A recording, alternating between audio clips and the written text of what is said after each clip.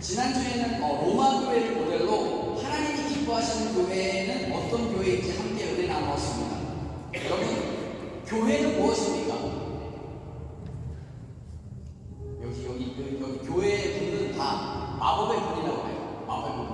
이렇게 열심히 말씀 듣고 은혜 받고 이렇게 샥 나가면 다 잊어버립니다. 마법의 분입니다. 여러분, 교회는 그리스도의 몸입니다. 그럼 교회의 머리는 누구십니까? 교회의 머리는 예수 그리스도십니다. 그러면 교회는 누가 운영하십니까? 교회는 성령님께서 운행하시는 것입니다. 이게 가장 기본적인 교회가 아니고, 이게 흔들리면 우리 신앙생활에 문제가 생기게 된다는 것입니다. 먼저 로마 교회는 좋은 소문을 가진 교회다라고 말씀드렸습니다. 그런데 여러분, 교회 소문은 누가 냅니까? 교회 소문은 밖에 있는 사람들이 소문을 내는 게 아닙니다. 교회 소문은 내가 냅니다. 내가. 그렇기 때문에 좋은 소문만, 좋은 이야기만, 긍정적인 이야기만 하시는 저와 여러분 되시기를 주님의 이름으로 축원드립니다. 둘째로는 로마 교회는 사람이 좋은 헌신을 가진 교회였다라고 말씀드렸습니다. 로마 교회에 정말 헌신적으로 교회를 섬긴 지체들이 있었다는 것입니다. 그들이 정말로 교회를 사랑하는 마음이 있었고, 하나님을 사랑하는 마음으로 그 교회를 섬기고 그 지체들을 섬겨 나간다는 것입니다. 그런 사랑의 섬김으로 소문난 교회였습니다. 그래서 그 소문을 바울이 멀리서 듣고는, 너네 교회 참 칭찬할 만하다. 너네 그 섬김의 소문이 돌고 돌아서 나에게까지 이렇게 들렸는데 너네 정말 잘하고 있다라고 권면하는 내용이 로마서에 기록되어져 있다는 것입니다. 사랑으로 교회와 이웃을 돌봄으로 소문난 파리수도 교회 되기를 주님의 이름으로 축원드립니다. 오늘은 안디옥 교회를 모델로 하나님이 기뻐하시는 교회는 어떤 교회인지 함께 살펴보도록 하겠습니다. 안디옥 교회는 어떤 교회냐? 처음으로 크리스천이라고 불리웠던, 그리스도인이라고 일컬어졌던 사람들입니다. 이 안디옥 교회 사람들이 이 역사상 최초로 그리스도인이라고 불려졌다는 것입니다. 안디옥 교회가 성령에 충만하여 많은 사람들을 가르치고 복음을 전하였습니다. 그럴 때 큰 무리가 더하여졌고 비로소 그들을 그리스도인이라 부르기 시작했다는 것입니다. 근데 이 안디옥 교회 성도들이 가는 곳마다 예수님, 가는 곳마다 예수님 얘기한 거예요. 그러니까 사람들이 처음에 어떻게 불렀냐? 아이고, 저런 예수쟁이들, 예수에 미친 사람들, 이렇게 불렀습니다. 예수에 미친 사람들, 예수쟁이들 하던 게 그리스도쟁이들, 그리스도인으로 바뀌어서 불리우게 됐다는 것입니다.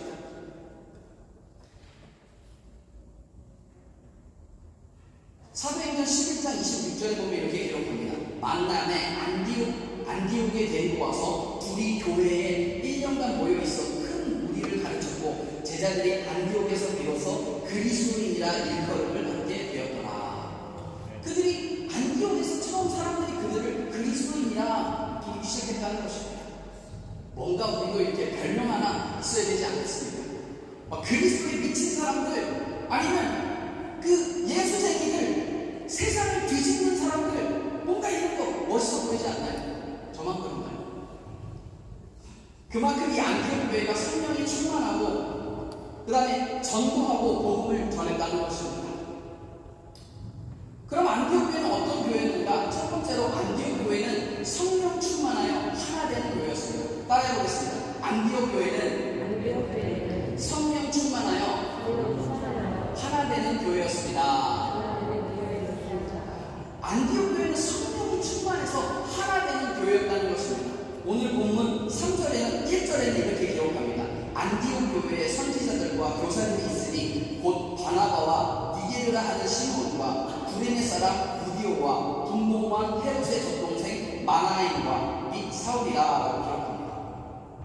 안디옥 교회가 성령이 충만하여서 성경을 많이 가르치고 전도도 많이 하는 교회라고 소개했는데, 그런데 그렇게 성경을 가르쳤던 핵심 인물들을 오늘 본문에 기록하고 있는 것입니다. 이들이 바로 안디옥 교회의 5명의 리더들이었습니다.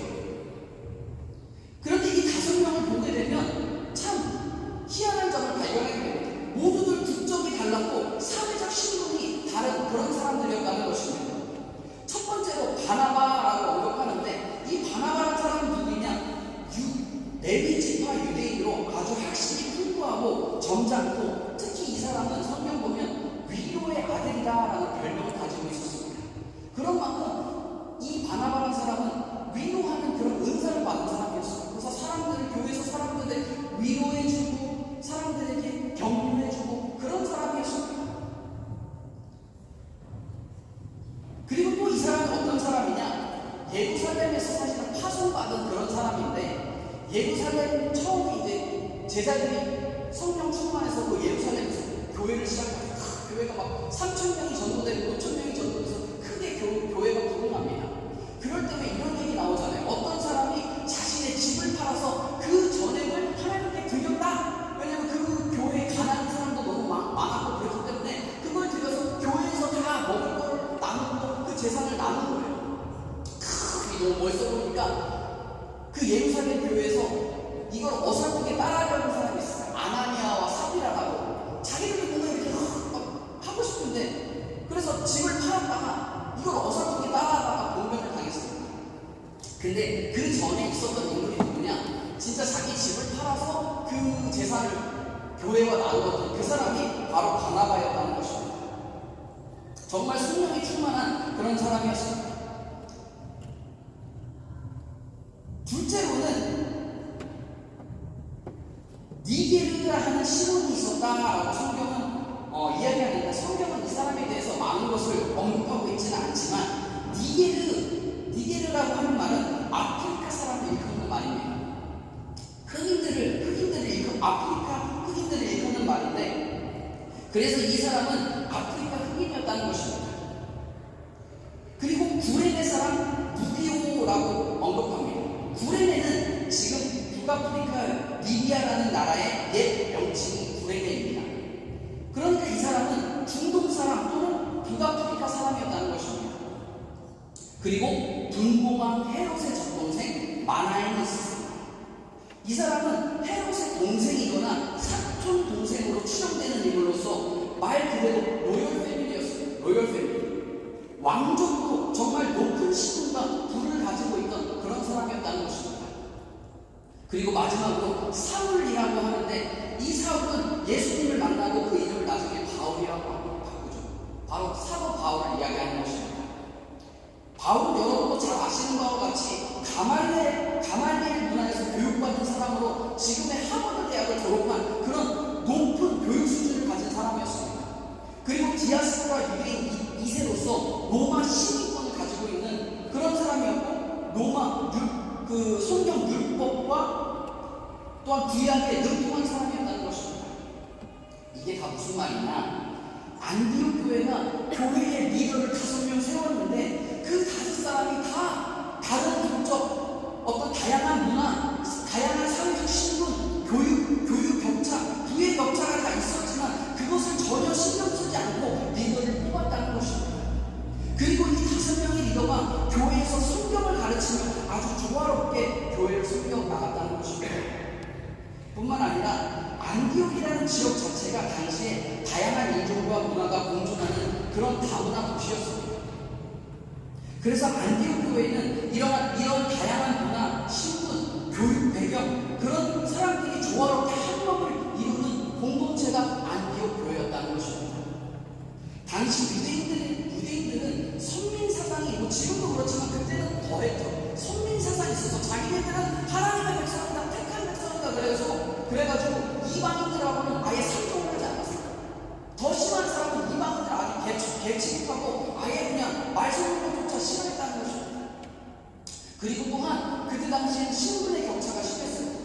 신분의 격차가 심했기 때문에 높은 지위에 있는 사람들은 낮은 지위에 있는 사람들이랑 또 상종하는 것을 너무 질색했다는 것이었습니다. 그런 사회였는데, 안디옥에 그런 사회적 배경이 있었음에도 불구하고 안디옥에는 그 모든 것이 조화를 이루며 살아갔다는 것입니다.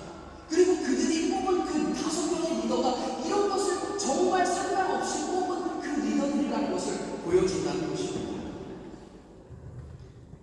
그들은 주 안에서 한 형제였고 자매였고, 교회에서 신분과 국적, 교육 수준과는 관계없이 모두가 한 마음 한 뜻으로 주님을 섬겨 나갔다는 것입니다.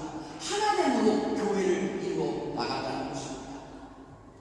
여러분, 한국 기독교 역사에도 이러한 신분을 넘는 일들이 있었습니다. 미국 테이트 선교사님이 한국에 와서 복음을 전하는데 거처가 없는 거예요. 그런데 하나님이 누구를 만나게 하시냐? 조덕삼이라는 분을 탁 만나게 했어요. 양반 조덕삼. 그래서 그분을 탁 만나서 복음을 듣고는 미국 선교사님을 본인의 집으로 초청합니다. 초청해서 이렇게 왜 이렇게 양반분들 하나님이 집 넓으신 분은 왜 사랑방으로 이렇게 방이 하나 있지 않습니까? 그래서 그 방을 하나 내주면서 그곳에서 지내게 합니다. 그러면서 그곳을 거쳐서 하면서 이 테이크 선수들이 열심히 한국에서 복음을 전하셨는데 그 복음의 능력이 정말 그 동네를 변화시키고 많은 사람들이 그 교회로 찾아와가는 것입니다. 그래서 그 곳간을 처음에 이제 예배의 장소로 삼아서 거기서 예배드리기 시작합니다. 많은 사람들이 전도되고 왔는데 그 중에 정말 변화받은 사람 중에 한 명이 누구냐? 이자익이라는 사람이 있었어요. 근데 이 이자익이라는 사람은 누구냐? 이 조덕삼, 양반 조덕삼의 집에서 어려서부터 머슴살이를 한 사람이었어요. 어려서부터 부모님을 여의셔가지고 고아로 살았는데 고아 때 어렸을 때 이 집으로 와서 계속 머슴살이 한 그런 사람이었다는 것입니다. 그래서 어쨌든 이 교회가 부흥하고 사람들이 교회를 열심히 섬긴 거예요. 그래서 이 교회가 부흥하게 되니까 교회가 사람이 많아지고 일손이 많이 필요하잖아요. 뭐 봉사에 섬기도 필요하고 일손이 많이 필요합니다. 그래서 재직을 세워야겠다라고 해가지고 장로를 뽑는데 이 장로 후보로 이 두 명이 올라온 거예요. 양반 조덕삼하고 머슴이었던 이자익이라는 사람이 올라온 거예요. 그리고 공동회를 통해서 사람들의 이제 의견을 취합해서 보니까 결국에는 이 이자익이라는 사람, 머슴이었던 이자익이라는 사람이 장로가 되기로 채택이 됐어요. 그래서 교회에서는 이 사람을 장로로 임명합니다. 그런데 여러분 생각해 보십시오. 평생 지금 몇십 년을 자기네 집 머슴으로 살아서 얘 자기가 얘 돌쇠가 하면서 이 시기 저의 시기고 하고 그런 사람이었는데 교회 장로님이 되니까 어땠겠어요? 힘들었겠죠. 그럼에도 불구하고 이 조덕삼이라는 이분은 정말 이것이 하나님의 뜻이구나 라는 걸 받아들이고 교회에서 이분의 말에 순종했다는 거죠. 그 순종의 리더십을 이분이 보여주니까 사람들이 다 잘 따라오고 교회가 더 부흥하기 시작했다는 거예요. 그리고 그 후에 2년 후에 이 조덕삼이라고 하는 이분도 그 교회에서 장로로 세워졌습니다. 그런데 장로로 세워졌는데 이 이자익이라는 사람이 엄청 열심히 하고 그 선교사님이 얘기하시니까 이분 신학교에 보내는 게 어떻겠나 해가지고 이 조덕삼이라는 이분이 자기 비용을 다 대줘가지고 이 이자익이라는 사람을 신학교에 보냅니다. 보내서 이 이자익이라는 사람이 신학교를 마치고 목사님이 됐어요. 목사님이 됐는데 나중에 이 조덕삼이라는 분이 자기 재산을 팔아가지고 교회를 세웁니다. 교회를 세우는데 그 교회 담임 목사가 없잖아요. 그래서 누구를 청빙하냐? 이 이자익이라는 자기 머슴이었던 사람을 그 교회 담임 목사로 청빙합니다. 그리고 그 이후로도 그 교회를 열심히 섬겨나갔다는 것입니다. 여러분 이 교회가 바로 금난교회입니다. 한 번씩 다 이름 들어보셨죠? 금난교회. 그리고 그 이후에 이자익 목사님은 대전에 신학교도 세우시고 장로교 총회장으로 세 차례나 역임하시는 등 한국 교회 발전에 크게 기여해 나가셨다는 것입니다. 그 조덕삼 그분의 섬김으로 인해서 정말 한국 역사에 길이 남을 그런 목사님이 탄생했다는 것입니다. 이처럼 하나님은 교회가 하나 되는 것을 원하시고 교회가 신분, 국적, 빈부, 교육 수준의 격차를 넘어서 하나 될 때 그 교회를 통해서 놀라운 일을 행해 주시는 것입니다. 하나 되는 우리 파리순 공교회가 되기를 소망합니다. 여러분 별로 원하시지 않으신 것 하나 되는 파리순 공교회 되기를 주님의 이름으로 축원드립니다. 둘째로 안디옥 교회는 성령 충만하여 금식하고 기도하는 교회였습니다. 따라해보세요. 안디옥 교회는 성령 충만하여 금식하고 기도하는 교회였습니다. 오늘 본문 사도행전 13장 2절에서 3절 보면 이렇게 기록합니다. 주를 섬겨 금식할 때에 성령이 이르시되 내가 불러 시키는 일을 위하여 바나바와 사울을 따로 세우라 하시니 이에 금식하며 기도하고 두 사람을 안수하여 보내니라. 안디옥 교회의 특징 중에 하나가 성령 충만해서 금식하고 기도했다는 것입니다. 2절에 보면 그들이 주를 섬겨라고 나오는데 이 주를 섬겼단 말은 예배했다는 말입니다. 영어 성경 보면 They worship the Lord 라고 나와 있습니다. 그러니 이들이 성령 충만해서 열심으로 예배를 드리고 예배를 섬겼는데 그 과정 가운데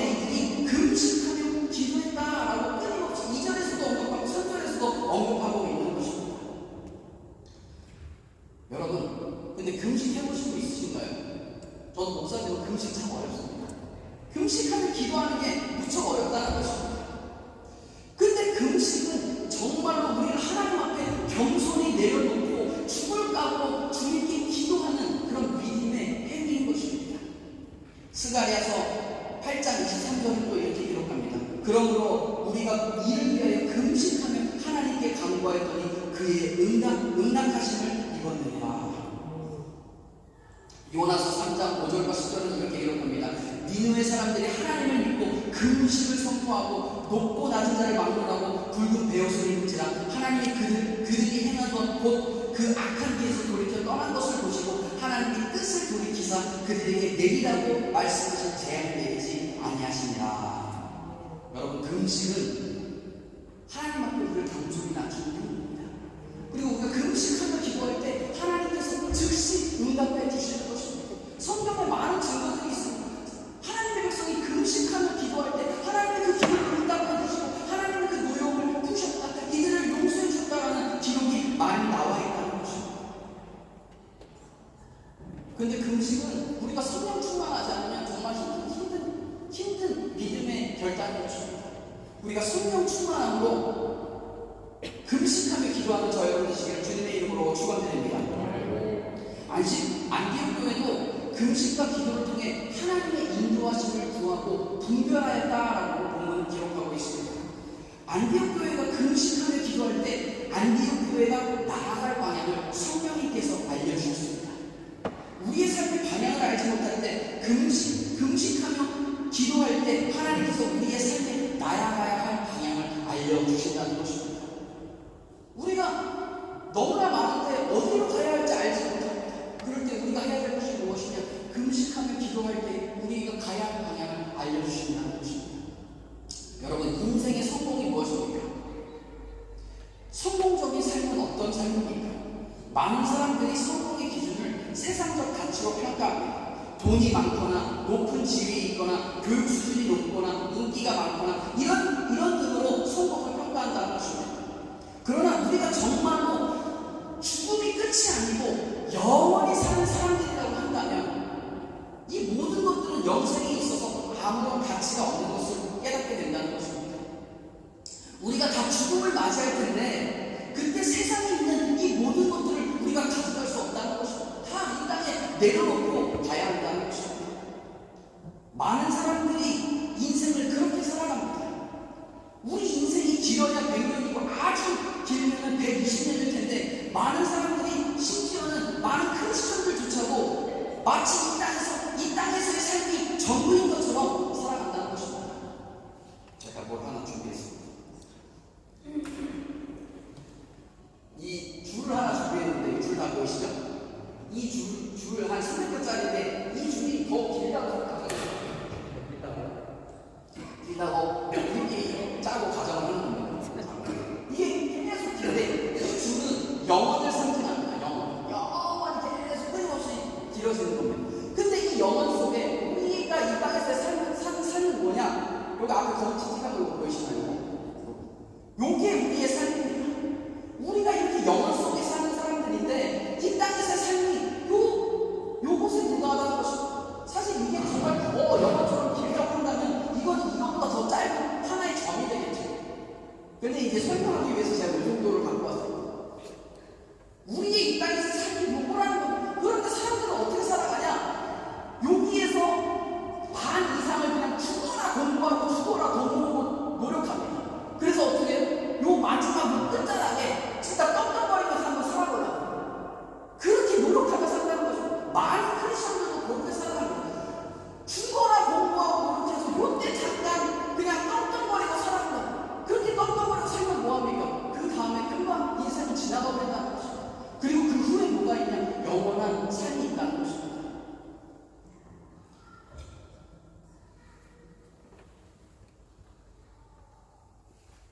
우리의 삶이 이것과 같다는 것입니다. 그 짧은 생활을 정말 떡떡거리고 살기 위해서 열심히 사시겠습니까? 아니면 영원한 삶을 준비하며 사시는 여러분 되시겠습니까? 뭐 말해 뭐 하겠습니까? 우리가 어떻게 살아야 되냐? 이 땅이 돈을 위해서 사는 게 아니라 명예를 위해서 사는 게 아니라 인기를 위해서 사는 게 아니라 우리가 정말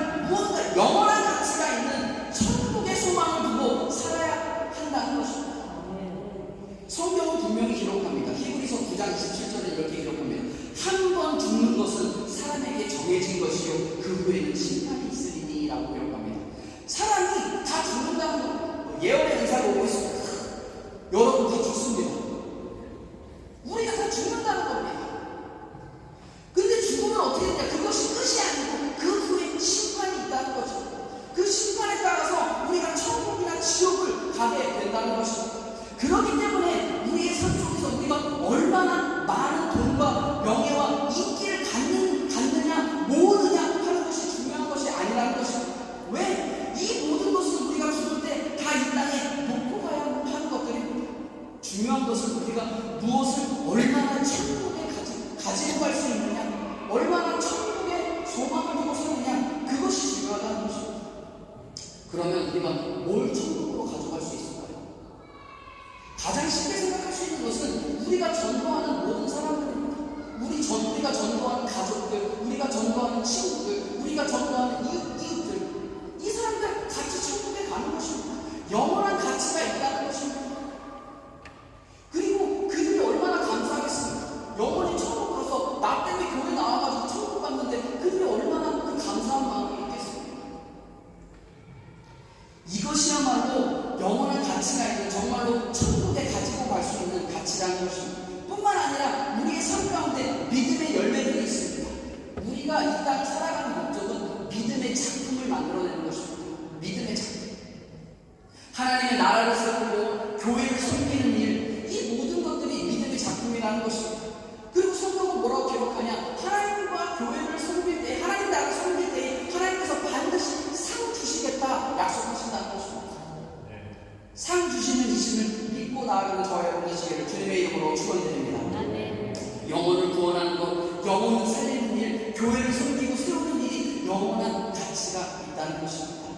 그리고 이것들은 오직 성령의 충만함으로 기도와 금식으로 가능하다라고 기록하고 있습니다. 여러분, 구원에 가는 것은 성령 충만으로 기도와 금식으로 가능한 것입니다. 이런 일이 있습니다. 어떤 아들이 귀신 들린 아버지가 있는데 아들이 귀신 들려서 막 불에도 뛰어들고 물에도 뛰어들고 하는 거예요. 근데 아버지가 얼마나 걱정하겠어요. 그래서 소문을 듣는 거예요. 어느 날 예수님이 병자를 고치시고 귀신을 쫓으시고, 그래서 이 제자들을 데리고 왔는데 예수님이 안 계셔요. 그래서 제자들에게도 데리고 온 거예요. 이거 어떻게 좀 해주십시오.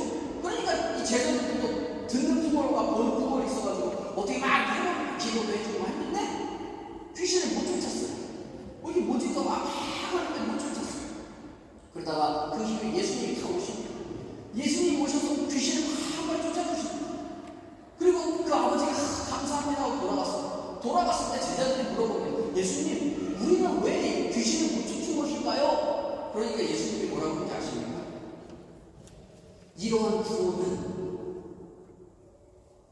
기도와 금식 외에는 이 종류가 나갈 수 없다. 예수님 말씀해 주십니다. 마가복음 9장 29절에 이렇게 기록합니다. 이르시되 기도 외에 다른 것으로는 이런 종류가 나갈 수 없느니라 하십니다. 우리나라 성경에는 기도 외에, 기도만 하면 기도 외에라고 나와 있는데, 영어 성경을 보면 however this kind does not go out except by prayer and fasting.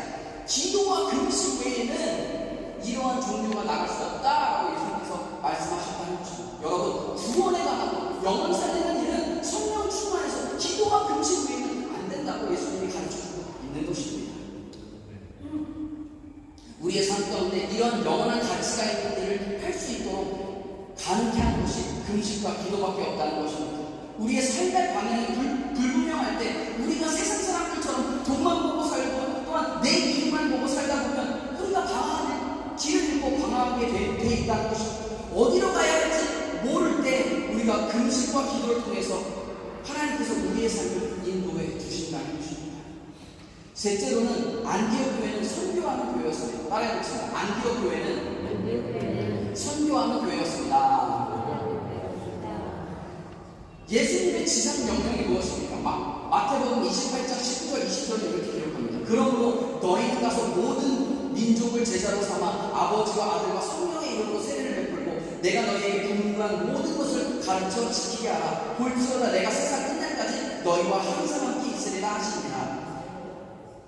예수님의 지상 명령, 마지막 구원이 무엇이냐? 너희가 모든 민족으로 가서 복음을 전하고 민족으로 제자를 삼아 세례를 베풀고 내가 너희에게 가르친 것들을 가르쳐 지켜 행하게 하라.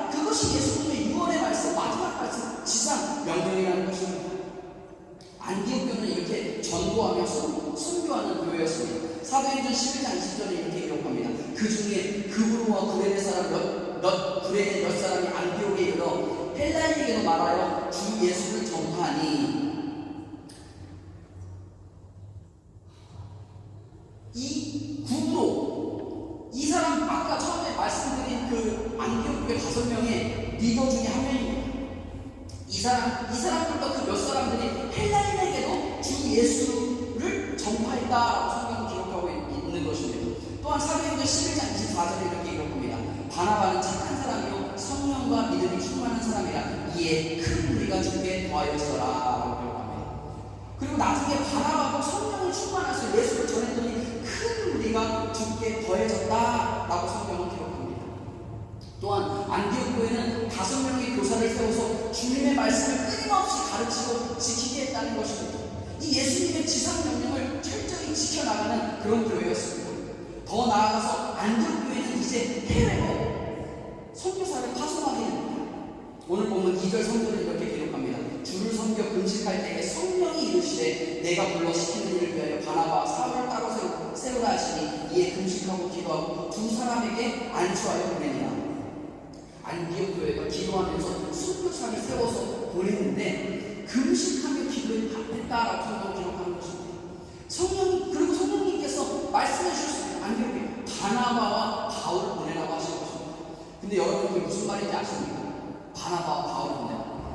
바나바는 어떤 인물이었냐? 그 안디옥 교회의 담임 목사와 같은 인물이었습니다. 정말 위로의 아들이라고 불릴 정도로 많은 사람들을 위로하며 많은 사람들을 신방하며 그 교회를 세워나간 그런 사람이었다는 것입니다. 제일 중추적인 역할을 감당하는 그런 사람이었습니다. 또한 그 사울, 이 사도 바울은 어떤 사람입니까? 젊은 청년인데 아주 성령에 충만한 그런 청년이었습니다. 얼마나 교회에서 중추적인 역할을 감당했겠어요? 정말 똑똑하고 정말 고등교육을 받고 똑똑한 그런 인물이었는데 그들이 금식하며 기도할 때 누구를 선교로 보내라고 그러냐? 바나바와 사울을 보내라라고 했다는 것입니다. 근데 여러분 한번 생각해 보십시오. 이 안디옥 교회가 바나바와 사울을 보내는 게 쉬운 일이 아닙니다. 담임 목사님하고 성령 충만 제일 중시적 역할을 담당하는 이 청년을 선교사로 보내는 일인데 안디옥 교회 입장에서 이 두 사람이 선교사로 휙 가버리면 어떻겠어요? 그 공백이 엄청 컸을 것입니다. 그럼에도 불구하고 이들이 그것을 순종하고 따랐다는 것입니다.